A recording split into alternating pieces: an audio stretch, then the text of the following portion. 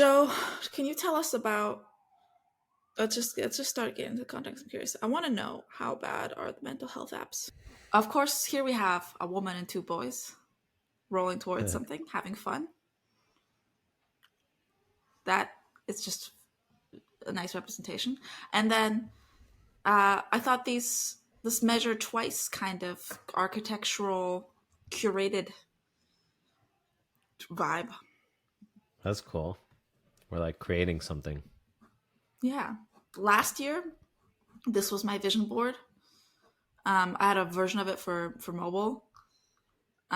Here's the one that's on my phone background, actually. I think it's this. And like so much of this came true. I did a whole bunch of yoga last year. I did over 100 sessions of yoga.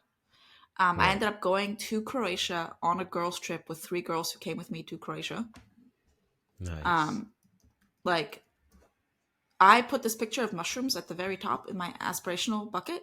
And then remember, we had record rainfall in California. Yeah. It's because I put that there. Nice. That's my belief. So, trying to manifest a slightly less rainy future for us this particular season. Yeah. Anyway. I talked to my friend Mickey, who listened to our episodes this far, and he's interested in hearing more about why we're doing the podcast. I just thought I'd throw that out there. Like, I'm partially doing it to learn a lot, and maybe I'm not saying that enough, that how I'm learning with the audience. So I don't know, something to keep in mind. I did actually learn a lot in the last hour. Me too. But but it's actually surprising how, at least from what I found, little impact AI has in like physical, like working out, fitness. I learned a lot. I'm gonna tell you guys. I'm gonna tell you on the podcast, so you can react in real time. I almost think this could be like 3 different episodes. What if we try that with the 3 separate sections today? And then after it's recorded, in editing, Kieran, you can kind of make a call as to whether it makes sense to leave it together or make it 3 shorter episodes. Yeah, we could try that. The only thing is we'll need like some intro or something. Or like we would need different intros. Yeah. Yeah. Like if we're an intro of like all 3 versus but we could also do all the intros. Yeah. We could just do all the intros. One assuming it's 1 episode and 1 assuming it's 3 episodes. And thanks to the magic of editing, hopefully it's not too hard for you, Kieran, to, if we just go straight into the gossiping, we can add the intro at the front, right? I think we can do a 2-part. One is like mental health, and then one is diet and exercise. That's a good way to split it up. What do you think about that, Andy? I think that's a good idea.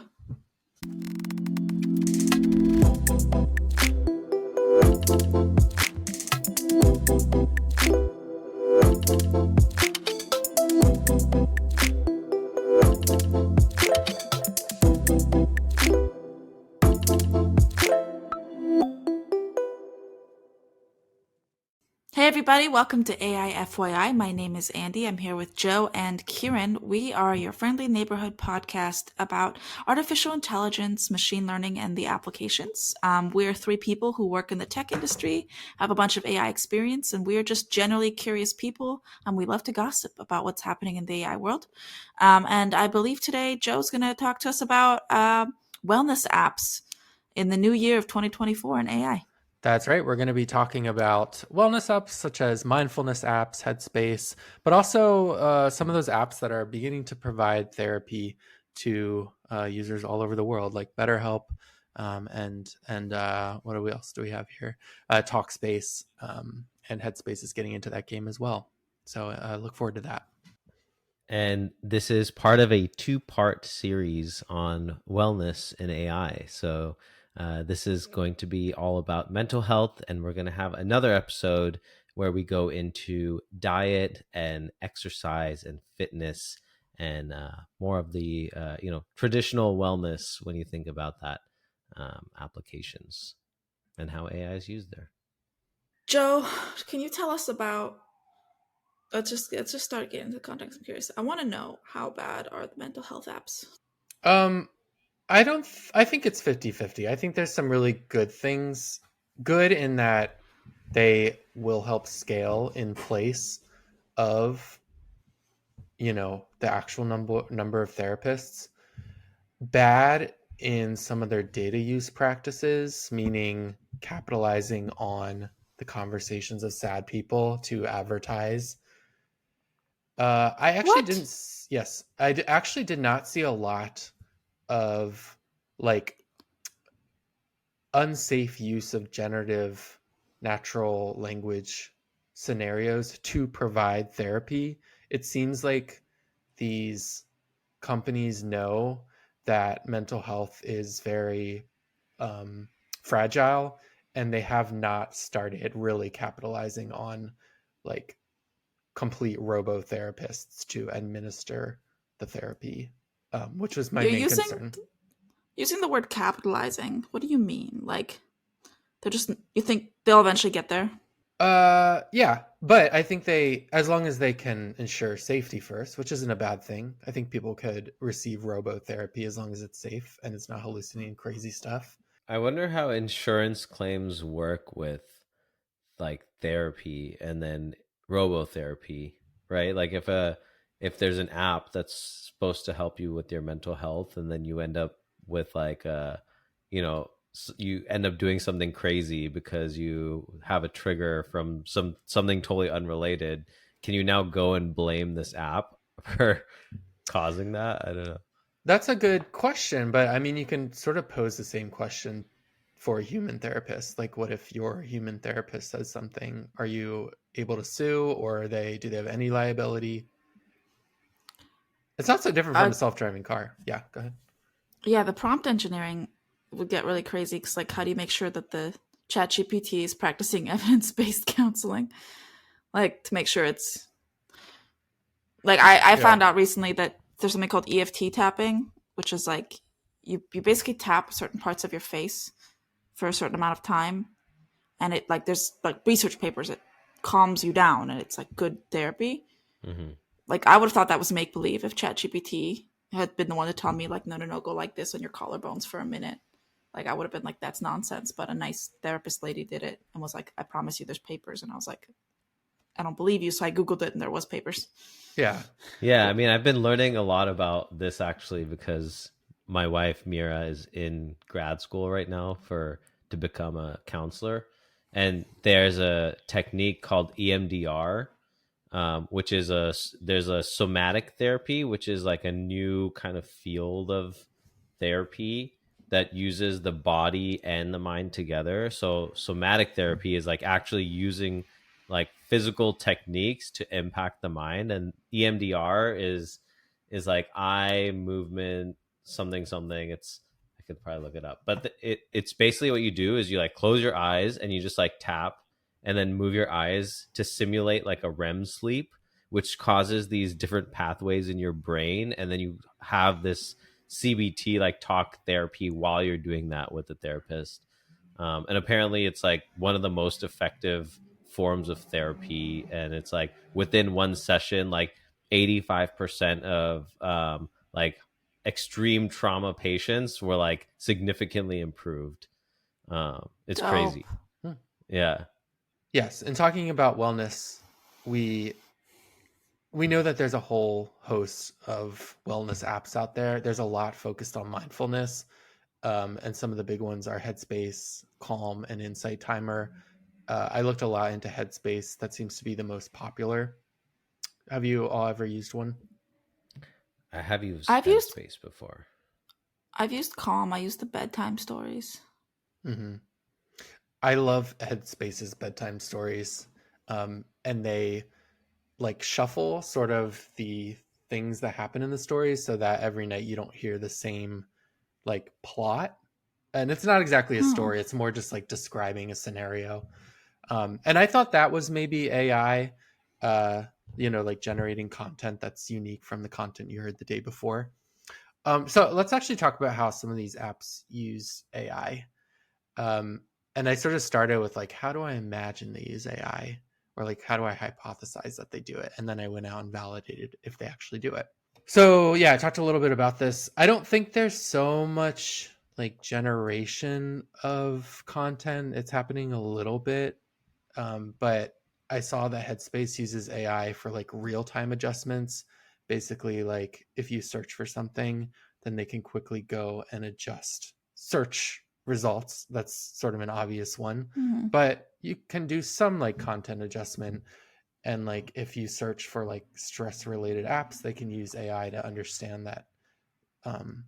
If you search stress in like a search experience, they can use AI to know that you're very concerned about your stress levels, and they might like put in some stress related things into like a video you watch or into your results about what meditation to do next. Wait, so you're saying this is within the app when you're searching, it will have like a feed of like, here's like personalized results based on your searches? Yeah. And extending that beyond just search, but also in like some of the content that they have, or like They sort have of like a what to suggest recommender next. system. Recommender system. Yeah. Is the content also AI, or is that like a human that's recorded it? I didn't see evidence of like complete AI generated content, like complete videos. I also did not see evidence of like AI voices being used. I think humans are still like running their meditations and like little video segments that they do. But I do think that's like in our future, like actually generating meditations using an AI voice, because we know that's possible now, that you can have a very realistic sounding AI voice. And that be just so that you can like let's say I find a certain type of voice really soothing. I could have all the meditations be transferred to that voice that resonates with me. Totally. Yeah. I can imagine that pretty easily. Like I know Spotify now has their like DJ, which I believe it must be an AI generated voice because it's very personalized. It says my name and like a few other things that I imagine are like not a human sitting there reading. Yeah, it's kind of creepy how realistic these things are now. Yeah. It's like you don't even know if you're talking to a human or not. Fun fact, all three of us are actually Gen AI, right? Yeah, Yeah. yeah. For now. Oh. A few other things, these apps are using AI to incorporate biometric data. We're going to talk more about that when we talk about devices. But based on maybe some biometric data you're giving to it, like heart rate or, I don't know, like the amount of sleep you have, it can adjust content based on that. I have a question. Yeah. You seem to think that this will just how much AI is being used in these mental health apps will increase. Is that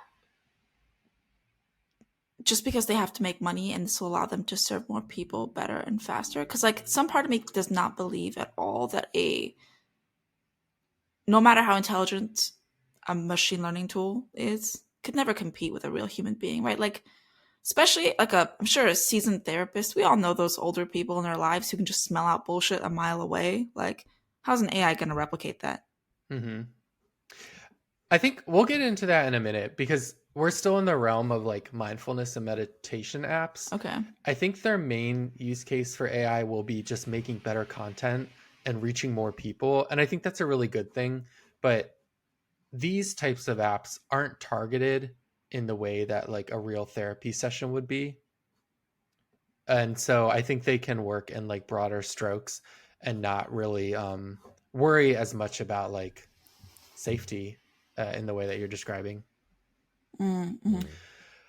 But let's talk about what we could call a set of apps around online therapy. And these are really marketplaces and sort of like experiences that enable working with a therapist remotely. So some of these apps are BetterHelp. That's probably the biggest one I came across. Talkspace. Headspace actually has something called Headspace for Organizations, which came out of an acquisition. They bought a company and it was called Headspace Health, but now it's for organizations. And how these apps use AI is in a few different ways. I guess, but first, have you all ever used one of these? like sort I of. used Ginger. I don't know if it wasn't really AI. It was like connects you with the person. But 10 minutes into my first session, the person was like, "Okay, well, I need to go make dinner." I kid you not. This is no Wow. joke. First, 10 the minutes. person's like, "I need to go make dinner. So can we do this another time?" And I was like, you literally had this on your schedule as an option to book this time, and I booked it. And then now you're saying, so it was a pretty bad experience, and I never used it again. But I mean, I'm sure it's a great app when it works. So, but yeah, it's just like you talk to another person. Well, part of Uh, mental health is authenticity and honesty. So, Yeah. so when I've been doing telehealth for therapy and ADHD treatment, and when switching to this telehealth provider, which is actually like a local, it's associated with the local Bay Area like mental health practices. They wanted me to do an objective test for my ADHD in addition to the screenings with the doctor, and I had to do this. It's not really well, it might be AI. I found the paper. It's called the DVA2 testing. Basically, I had to watch the screen and I had headphones on, and there was a proctor on the other screen, and I had to have a mouse that plugged in. So it was like no latency. And I had to watch a screen and react to certain stimuli for 22 minutes without stopping. And then at the end of it, they ran a bunch of stuff on it and they spat out like a 40-page PDF about my brain Oh wow. that What I were the had a stimuli? lot. So basically, it would say either the number 1 or 2 via audio and visual. And every time it said the number 1 or every time it said the number 2, you had to click, whether you heard it or saw it, and to the frequency. And they basically read into, and then there's periods where it's like really fast. There's periods where it's really slow or nothing's happening. There's periods where like your ears and your eyes are getting different things. Mm-hmm. It confirmed mm, my previously already diagnosed ADHD. But then the report they gave me, which I think is done based off of all the like micro delays in my reaction time, made a lot of assumptions. mm, Oh, Like it told interesting. me in that report, buried in there was that I would be bad in emergencies because I get flustered. And I'm like, that's not true. Luckily, I'm in my 30s, so I've already lived through emergencies. I'm awesome in emergencies. Yeah. I can't imagine being like 15, maybe, and like if I had seen that report about myself at that age, it would have changed the course of my life. I would have been devastated. But I saw this Yeah. thing being like, "You're probably not very good under pressure," and I'm like, "Try again," like I yeah. am. Yeah. Mm. Oh, that's interesting. It sounds like there could be some AI in that, maybe in the assessment, but also in just like document generation. Yeah. Oh, absolutely. Yeah. Because the report spit out instantly. With these apps or these sort of marketplaces, the way they use AI is by matching coaches with users and doing that better and doing that at scale. They can do it very quickly. Uh, Apparently, some of them have experiences to help coaches fill out note-taking summaries. I could see that being pretty useful. So if you're a therapist, you don't have to take all the notes. It does it for you. And then there was another use case, and this is the one I was really interested in because this is where we get into like, is the robot actually doing the therapy? And there are some use cases of actually generating stock messages sort of for low tier or like low touch therapy. So in early 2022, Headspace acquired Sayana, which is an app with an AI chatbot that therapizes. So the AI sort of ingests check-in information and mood trends, and then actually advises patients. It sounds like that service is actually doing some of the therapizing, which indicates that maybe Headspace is trying to get more deeper into that game. Mm-hmm. Oh, and Kieran, the company Ginger was actually acquired by Headspace, and that is what became Oh, Headspace for okay. organizations. Organizations. Oh, that makes sense. Okay. Yep. Um, yeah, I mean, I have some questions around like this, like we talked about, is sort of the volatility of AI at risk for using it to actually conduct therapy? Are they safeguarded? So earlier this year, Leslie Witt, who's the chief product and design officer at Headspace Health, which formerly was Ginger and is now actually Headspace for organizations, said there's a ton of excitement, but the whole sort of industry is, as they said, profoundly laced with a not ready yet sentiment. So while I think a lot of these companies are interested in using AI and certainly the power of generative AI to do the actual therapy, they're not quite there yet because of the sensitivity around mental health care.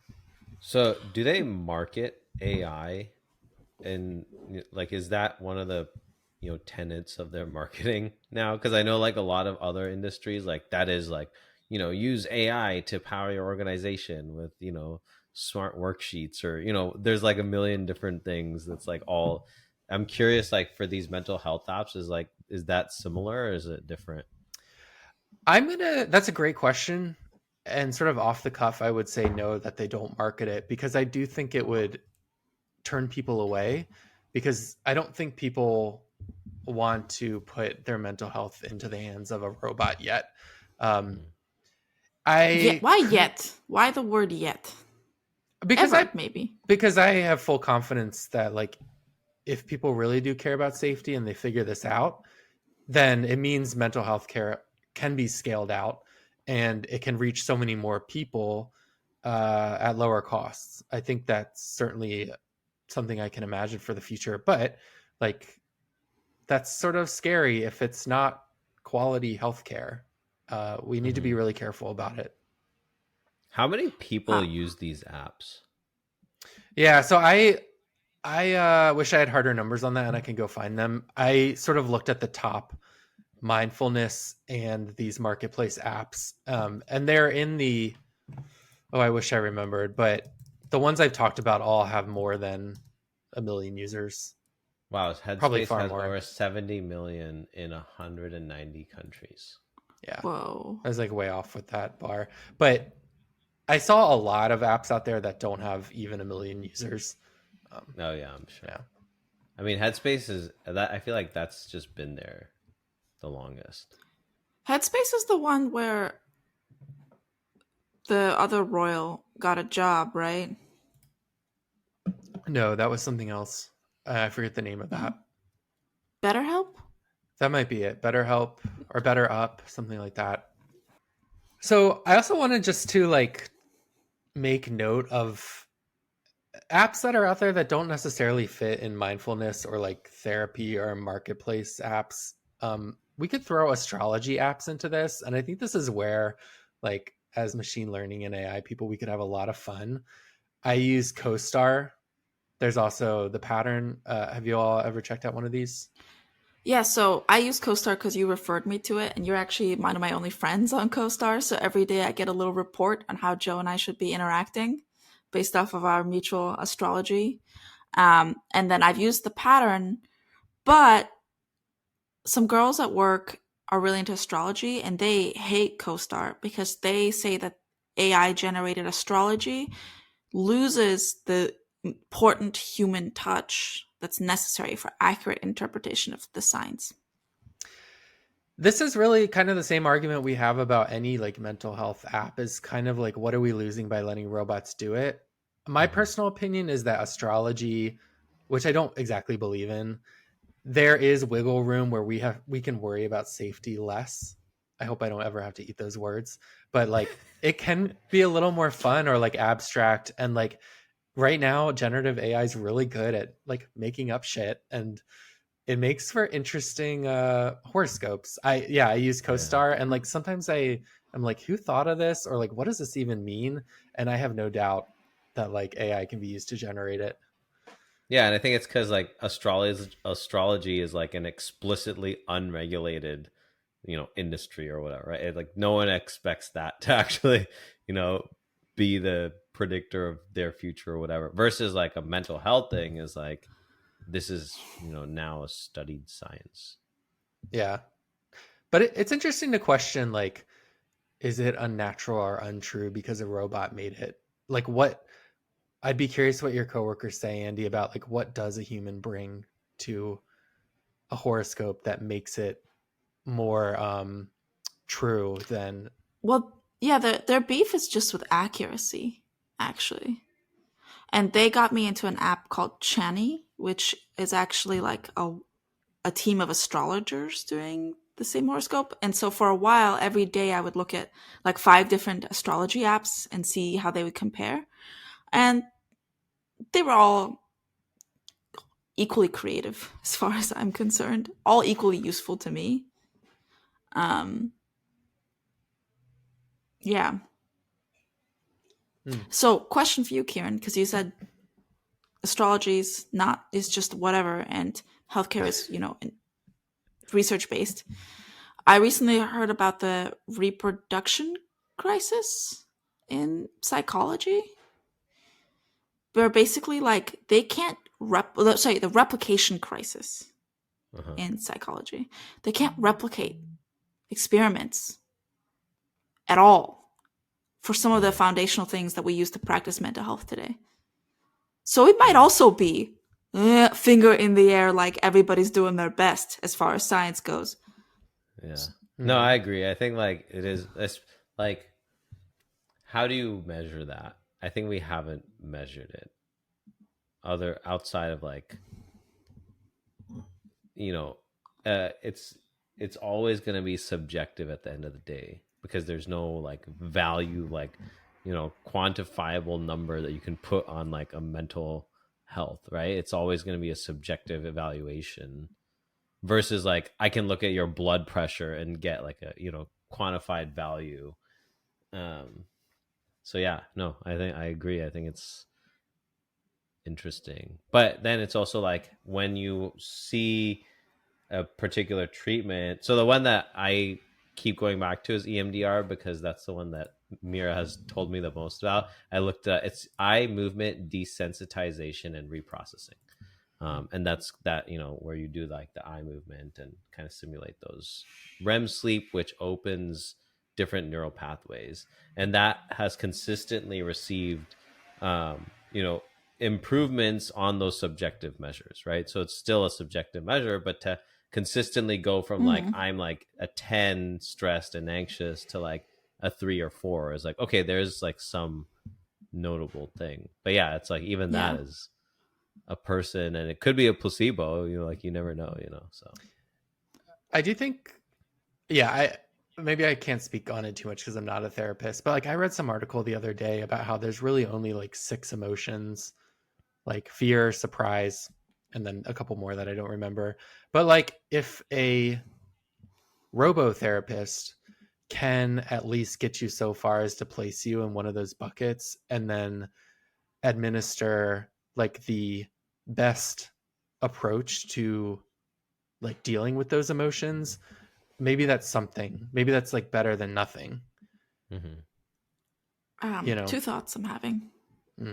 1, I totally use ChatGPT as my therapist. I know I'm not supposed to, but I do. Like, there are some questions that are too embarrassing to even ask my healthcare providers.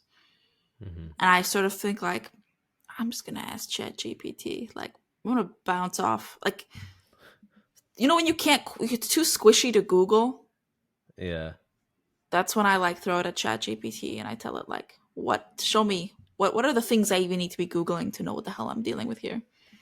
Have you found that helps? Like, does that help you? It does. Sometimes when I have more information, then things I think are mysterious feel solvable. For me, it was like stuff related to dentist phobia and like nothing crazy, but like I know other people use ChatGPT as like a sounding board and a friend at times, right? Like it's this sort of neutral conversationalist that you don't have to feel shame around. And that's got to be good for your mental health. That's very relatable. I mean, I think I've used ChatGPT in that way too, but I want to bring up a way I've used DALL-E for mental health as well. I've done this like once or twice, but I have recreated images from my past, like events, both both good and bad that I can think of that essentially like placed me back in the original experience in a healing way. Like I recreated a memory and it made me feel really good, or it sort of like let me glance at it a certain way. And I had never understood art therapy before. Like I wouldn't understand like why art therapy is effective or like what it actually is. But coming out of that experience, I was like, I think this is art therapy. Like the ability to and DALL-E or any image generator is really just like giving you more tools beyond a paintbrush, or like it gives you the tools to actually create like your own little masterpiece in a way you never had before. That like I certainly couldn't take the time or wouldn't take the time to paint those memories that I had, but I can take 5 minutes to write a prompt describing it, and like it did a really excellent job. Anyways. Mm-hmm. No, I think that's so interesting because that actually kind of makes me think of a total tangent of how AI could be used, which is to help to identify the types of therapy that would be most impactful to a particular individual, right? So for you, seeing those things could help. For someone else, it might be like a meditation therapy. For someone else, it might need like an EMDR or talk to, and it's like there's so many different things that you could use. And I've actually had this discussion with Mira quite a lot where it's like our medical system is broken. And I think that's people say that a lot, right? It's like, oh, our medical Yeah. system. But I think the reason why is because it's not necessarily comprehensive. Like there's no place where you can go to and have someone look at you holistically and be like, oh, you have a broken leg, go, get this bone fixed, versus, oh, you have a broken heart and you need to go talk to a therapist, or you are stressed out because of something that's happened at work and you need to go, do, physical therapy, or, like so many different things that you could do for an individual. And I think right now it's kind of like on us as individuals to be like, oh, my stomach is hurting, I'm going to go to this doctor. Oh, I feel sad, I'm going to go talk to this doctor. And I think a lot of cases, people may not have the tools to determine what they should do, and they might not be able to get. So that could actually be something that AI could help with, to understand the types of pain you're feeling, and maybe not necessarily solve it, but help you find a solution. Because that So, something personally is something I've felt like navigating the medical system, and I don't have any like Yeah. particularly complex issues or anything, and still I'm like, it takes me 6 months to book an appointment with my primary care physician. It's like, okay, well, I don't know, it's tough. that's really interesting to me. Like, I love the idea of personalization in healthcare so that, maybe with AI assistance, the healthcare providers we have can give everybody a really customized treatment plan. But then also, like, I have ADHD, and it's a minefield to get any sort of healthcare sometimes. Like, minefield makes it seem dramatic. I shouldn't use word terms. It's very challenging. It's like the ADHD Olympics to get ADHD medication, like endless forms and appointments and follow-up phone calls, like just a bunch of stuff that is impossible to do. And I remember thinking, like, this is what an AI assistant should do for me that would actually help my mental health care, is call 16 pharmacies and goes, hi, do you have this and this instant release Adderall in stock? Thank you. Like, I was, Yeah. yeah. I mean, you could say one of the big reasons our healthcare system is broken is because like it can't scale and it's too costly. And so I think, yeah, through automation and AI, the possibility is there to smooth out the bumps significantly. And Yeah, it's Kieran, like I AI for medical logistics. So yeah, I actually talked to a bunch of people on this area recently. I do consulting for large language model application at work, and I've now spoken to 3 people in the same month who are from large healthcare providers in countries you, our listeners, live in, who are trying to do medical record summarization. And basically, what happens, like, for example, one person I talked to was the director of engineering at a hospice care network.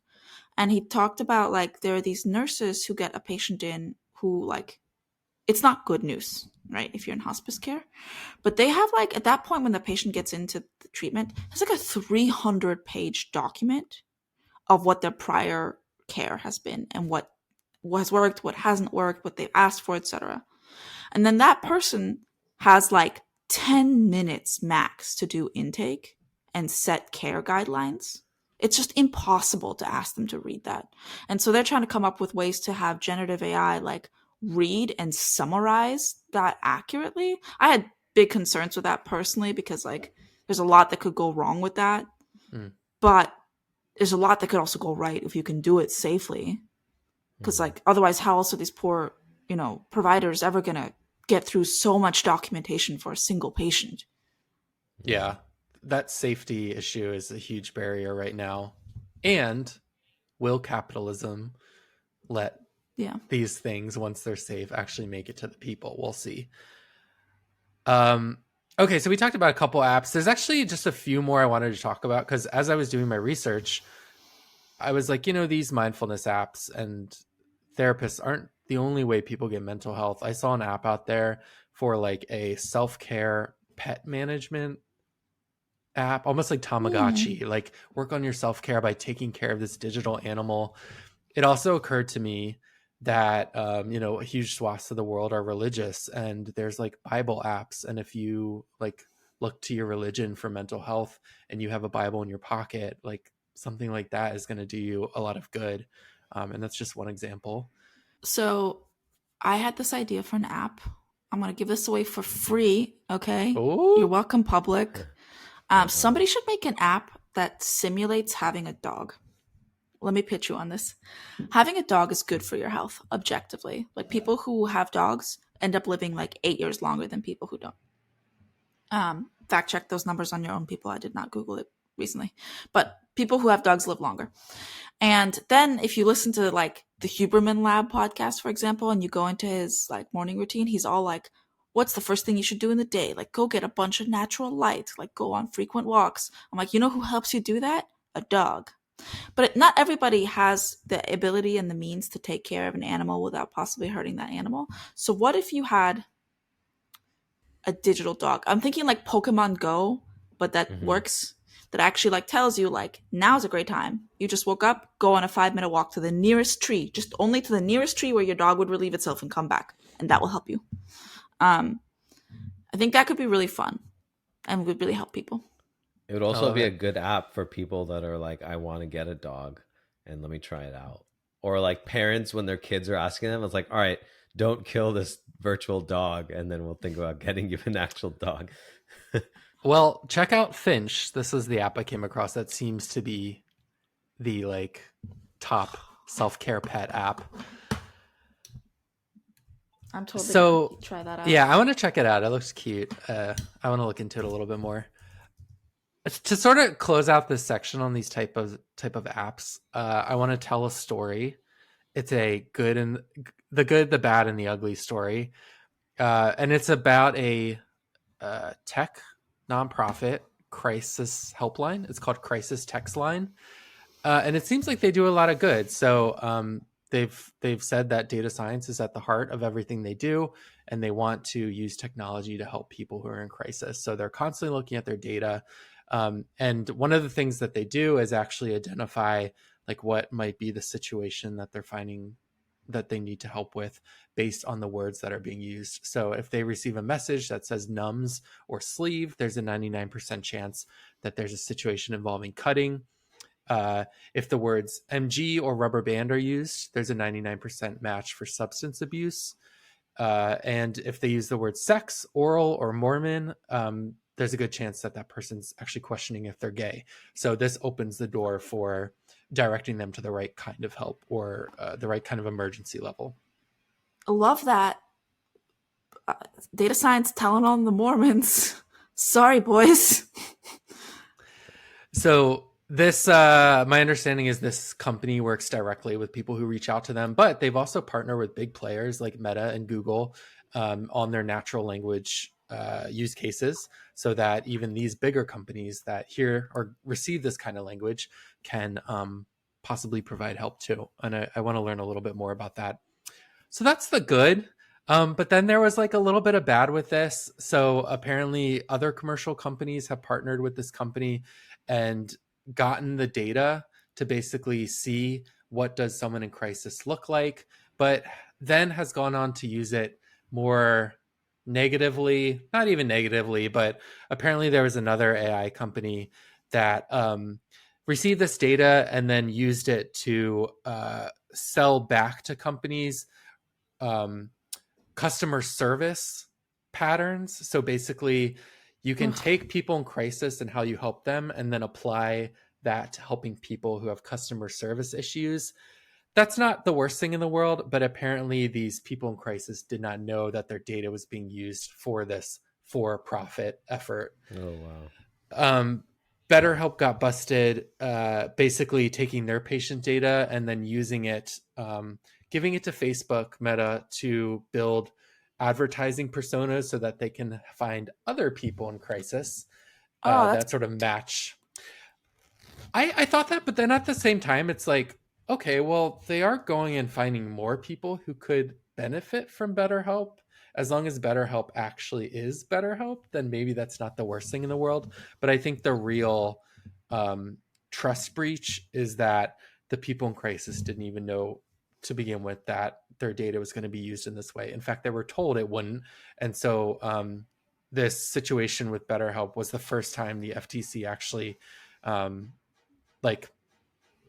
punished a mental health tech company and had them basically stop using user data in this way and then fine them like $8 million. But I'm sure that just passing that data even onto a company like Meta, like I'm sure people in crisis are different consumers than people who are not currently in crisis. And I'm sure whatever, you're going to get some BuzzFeed article telling you like 36 things to buy to make the big sads, big happies. Sort of another flaw, and I didn't really see this happening, but there's some level of like the data was anonymized. In theory, could not be traced back to the people in crisis, which is great. But there's always the threat that it can be traced back. There have been studies that like anonymization doesn't actually exist, and that there are ways to find out who said this. So if there is very personal, private health information, there's a risk that it could be tied back to these people who were probably very scared to share it in the first place. I also wonder, like, what's the level of information that they were sharing? Like, are these like medical notes? Are these like notes from the sessions, or is it like general metrics or like survey data? Which still, I mean, but I think that could also, depending on how much they shared. Yeah. I also, to Andy, your thoughts on sharing it with Facebook. I don't know if it still remained very private between like that client and Facebook, or if Facebook would use that to help other advertisers. That would be pretty sucky. Yeah. That concludes my efforts to understand better how AI is being used for mindfulness and therapy apps. There's a whole lot there, and I'll be on the lookout for more. Do we have any tips for people? Like if we had to synthesize what does and doesn't work? Like I would tell people, go ahead and tell ChatGPT your darkest, dirtiest secrets. It can give you good advice sometimes. Yeah. If I had to come up with some advice, I would say like be very conscious that your data is never really private. That might not be such a big risk. A lot of these companies take privacy very seriously. I didn't hear a lot about any like breaches or sort of that trust being violated beyond very managed data sharing between trustworthy companies, if that's even a thing. And I would also say be very conscious that AI is starting to be used in these things that are supposed to help with mental health, and maybe just sort of understand that you may not always be talking to a human, and I don't know, be on the lookout for like shit that don't make sense. But I don't know, if you're someone in crisis or who needs help, that shouldn't even be something you need to be thinking about, unfortunately. Yeah, I do wonder just like what the trajectory for this is going to look like to me. And I kind of got a similar sense when, we talk about like exercise and fitness. But I feel like AI is not going to be a dominant part of this industry, Mm. like potentially ever, because I think it's like the need for that human level connection when you're in the, like, for people that are going through these crises. I feel like that's gonna continue to exceed the need or like the demand for like, oh, I need, something that's just like high volume scalable, AI mental health care. And if I you don't know. think about the pendulum, we discuss, like, I often talk about, like, what's a job that's good for robots and what's a job that's good for people. Mental health care feels like a job that's really for people. I don't know, Andy. I'm not entirely sold. I think it's the science. I do think, like Kieran earlier, you talked about how AI could be used to sort of triage all sorts of health concerns. Mm-hmm. And I think in that sense, mental health is a good starting spot because there isn't like physicality to it in most cases. Like, Mm-hmm. uh, we're very far away from AI helping you with a broken leg or like something very physical with your body, but the mind is, different in that, like, I don't know, maybe it's an easier entry point as long as we do it right. But I do think that when you talk about a broken bone, the remedy for that is way more straightforward Mm-hmm. than someone that has PTSD. Yeah, that's a good And point. so I would argue like the broken bone is actually an easier thing for AI to take over. And it's more about the mechanical engineering of like, okay, how do we build a machine structurally to do that?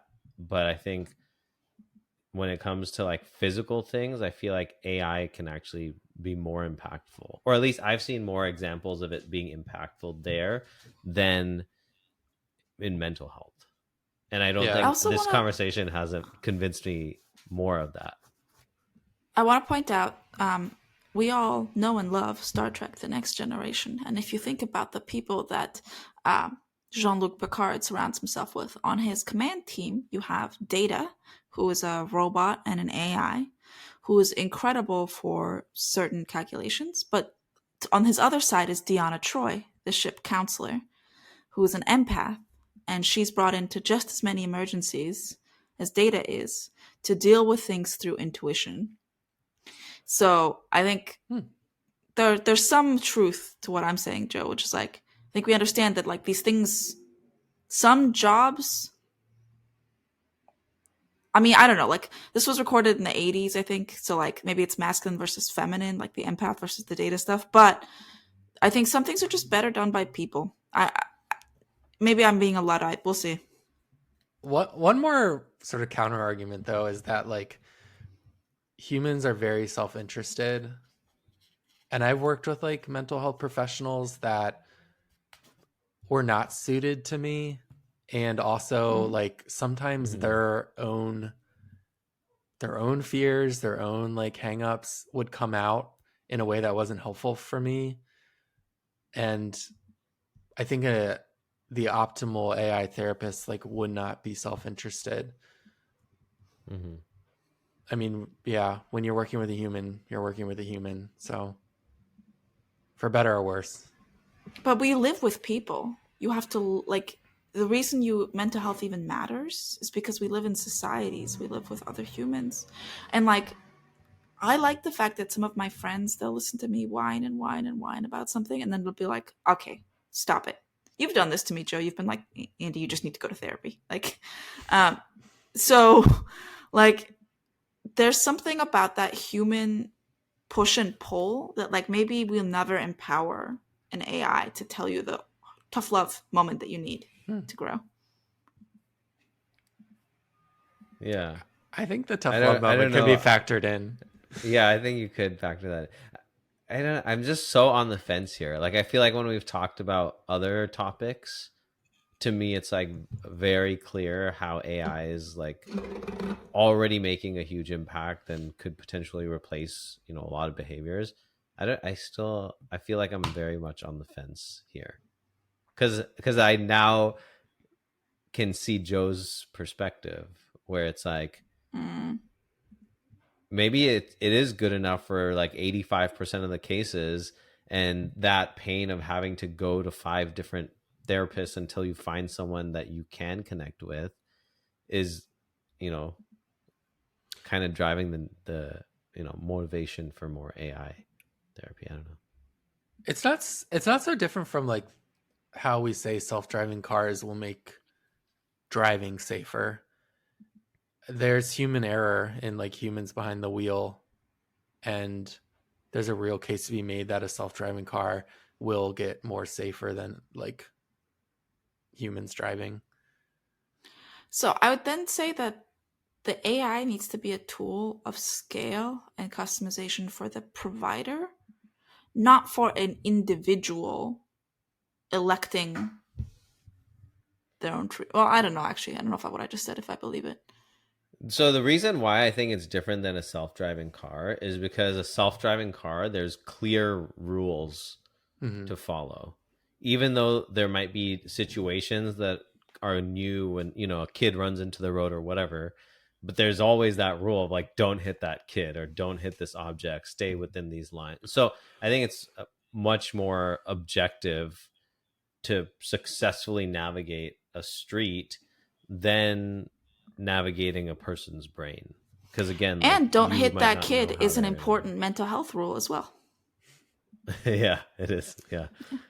But I think okay, yeah, it's a good argument. I do think there's a rule book that therapists should follow, and like it's their education.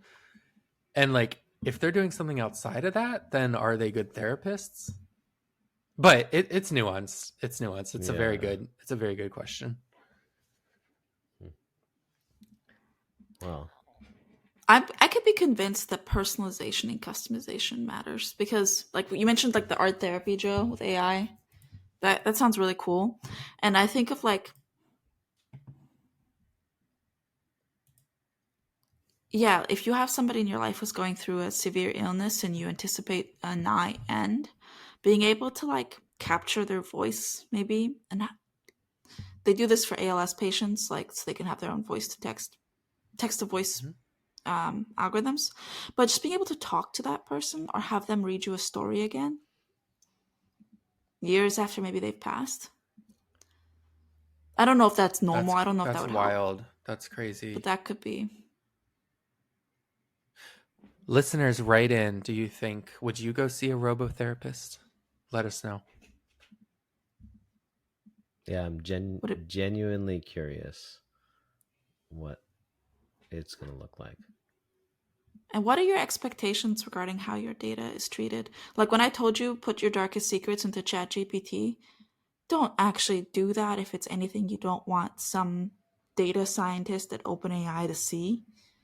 Therapists will be like, I need to report you if there's like violence involved or like, a whole host of Mm-hmm. things. Maybe that's like something you should look at before you go talk to ChatGPT as well. Yeah, that term is called mandated reporter. So Yeah. there's a couple roles, right, in our society called mandated reporting where you're legally obligated to report crimes. I used to work as a counselor at kids camps for working directly with children, and I was a mandated reporter. Obviously, if I suspected assault, I had to report it. Would AI become mandated reporters? Can you Do you sue the think manufacturer? Yeah, do you think ChatGPT should report? Now we're getting into like Minority Report. I know, that's literally what I was thinking. Good questions. With how fast the generative AI world is moving, and almost every company has set aside a large section of their 2024 budget to try and explore generative AI. I feel like if we did this again in a year, it's going to look totally different. That's actually something I wanted to address. I went into the research expecting to see a lot of generative AI use cases, and I didn't, but I suspect it's because it's too new. And next year, or like in the years to come, we'll see the boom. Like, I just don't see it yet, but it doesn't mean everybody isn't working on it. Thank you, Joe, for walking us through. I think there was a lot of very interesting insights that I at least learned from talking about, wellness and mental health applications. I was surprised to learn, maybe not as much AI as I might have thought. But I think there are still, at least for me, a lot of open questions on where is the future of AI in mental health. And I think there's a lot of open questions, and I don't have a strong perspective in either direction, at least today. And if you are a first-time listener, we'd love for you to subscribe, follow us on Spotify or Apple Podcasts or your favorite application. Give us a rate, recommend us to a friend, subscribe if you're interested, and you can always reach out to us on our website to look at show notes, which we'll be releasing pretty soon, as well as to contact us with questions. That website is aifyipod.com. And just a reminder that in a companion episode, we're going to be talking about diet and exercise and that sort of realm of wellness. So stay tuned for that episode. Thanks for joining. We'll see you next time. Bye.